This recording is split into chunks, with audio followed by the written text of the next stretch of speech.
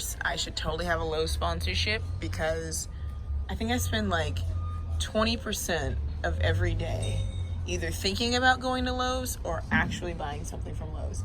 But the question came up about having plants in your apartment.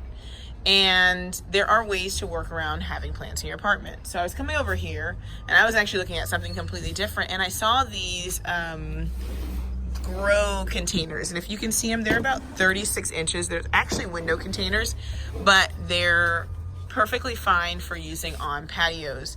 They have oh, they don't. Okay, they don't even have drain holes at the bottom, so you don't even have to worry about the soil or sediment seeping if you're on the top floor or something like that. And they come in different sizes, so there's like larger size ones for large plants. You can plant tomatoes in these particular containers. You can plant low root plants in these containers like radishes or beets. And that's a really good way to get started planting. You don't have to worry about building garden boxes. You don't have to have access to tools. These run about, these are clay pots, but I guess they're clay because they look the color clay. They're about $10, so they're less than even building a garden box. You can take a couple of these, put them on your patio or even by your front yard.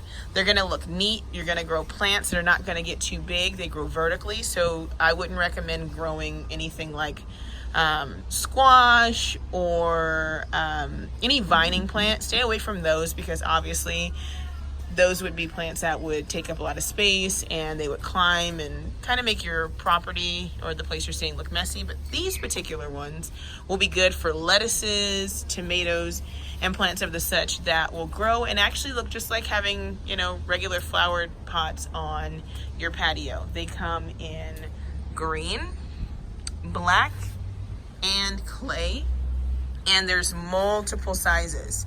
So I think, what do you think, Lauren? Maybe we should grab one. Oh, definitely. Do one on our own, and then give people some options on what they can grow in a small space. Let's do it.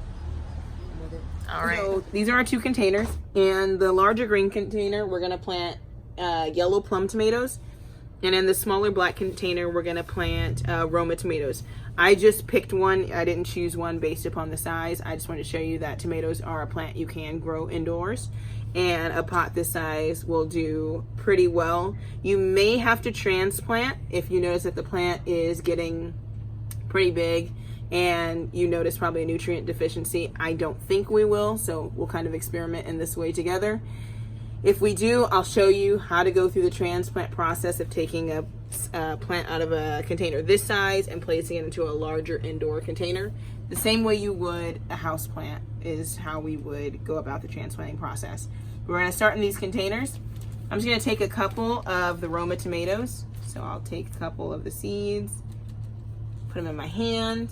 I'm only gonna plant about 3. And the reason why is that you really are waiting for the most strong and prolific of the 3 to come up, and then that's the one you're going to choose as your main plant. So I put a few in my hand just so you can see what the Roma tomato seeds look like. I'm going to go ahead and go in here. I want to put it right in the center, and the reason why I'm putting it right in the center is because I want the shoot of the plant to go straight down. It'll help with standing it straight up in the growing process, and as it gets bigger, we'll guide it up with maybe a piece of bamboo stick to keep it growing straight. So I'm just gonna take 2 seeds, and I just barely dug like a little shallow hole, maybe like a ½ inch deep.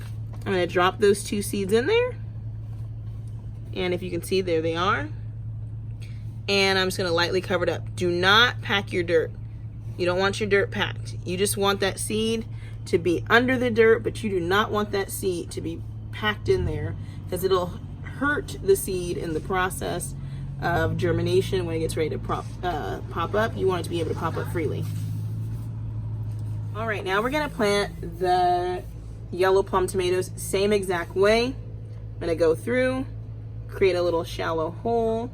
This is what the yellow plum tomato seeds look like. They're a little different. They're a little flatter, a little more oblong. Okay, I have 2 in my hand. I'm gonna drop them into that little hole I created, and then lightly cover it with the dirt from the surrounding area. Voila. All right, so we're gonna plant a green wave mustard green, a collard green, and kale.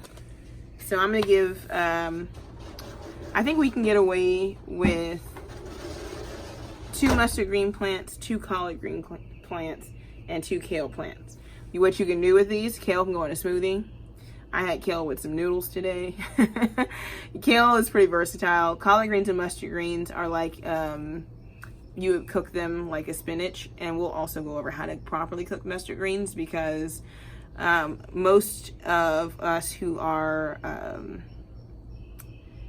post-transatlantic slave, American slavery, or even slavery in the islands, we boil our collard greens and mustard greens down, at least here in the States we do. I guess I can't really speak for all the people I know who cook collard greens, but there's actually a proper way to cook them, a healthier way to cook them, and it cuts down the time that it takes to cook the collards and mustards. So most people say, oh, it takes about an hour.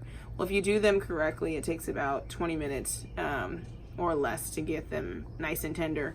And so we'll be able to test that out. So we'll be able to cook together because I have some already growing in my garden. So once these come up, we'll be able to cook together and get some really nice leafy greens into our diet. And then with the kale, like I said, smoothies, or you can mix all 3 of these together and make a really nice leafy green cooked dish.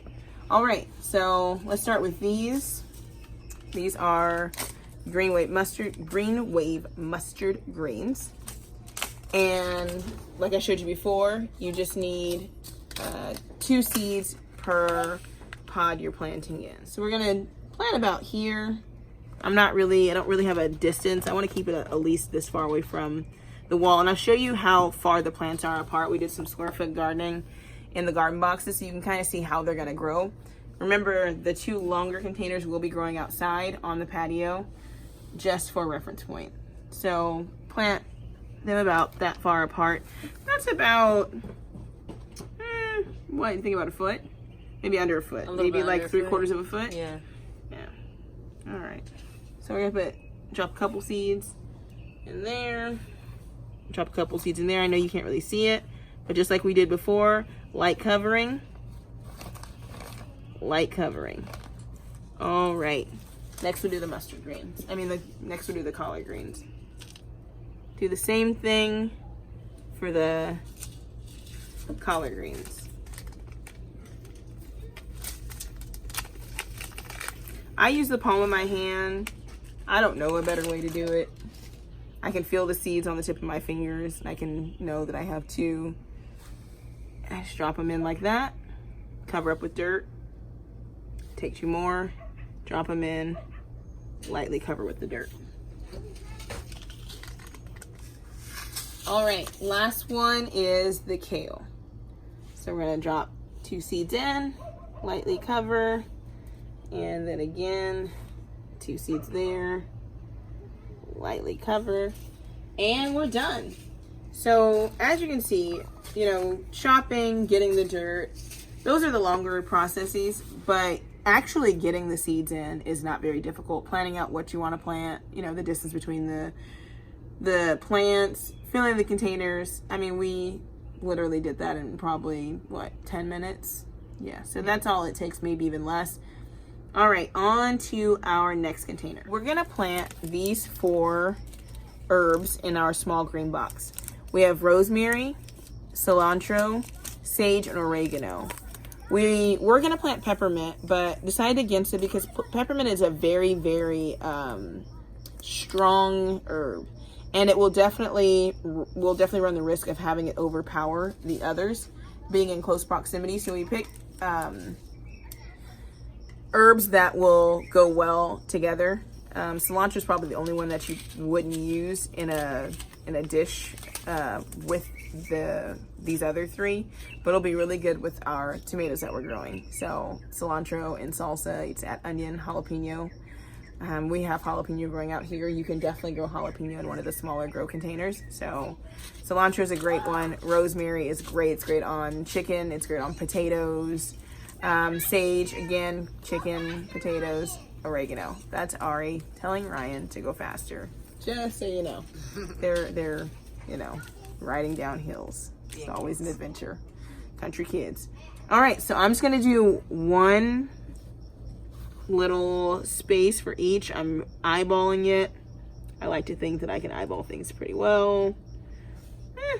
It's not so good this time, but that's pretty much what we're gonna go with. We have 4 slots, 2 seeds in each slot. So let's go. The tinier seeds always kind of weird me out because I can't really feel them as well. You might run into the same thing. So what you can do is use a plastic spoon to scoop the seeds so you can like see them, especially if you're planting and your hands get dirty and they start sticking. Go ahead and use a plastic spoon, scoop them out, and then you can see your seeds on there. I think I can still manage. My hands are a little ashy, but they'll do just fine. Okay, so look at these little tiny seeds. That's what I mean by tiny, tiny. Okay, so I'm gonna kind of try to isolate a couple of them. Okay, 3. All right, make sure I have them. See, they're there. They're there. I just have to get that into that hole. Okay, so that's faith. We're hoping that those made it.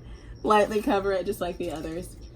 And go ahead and return the rest back to your bag.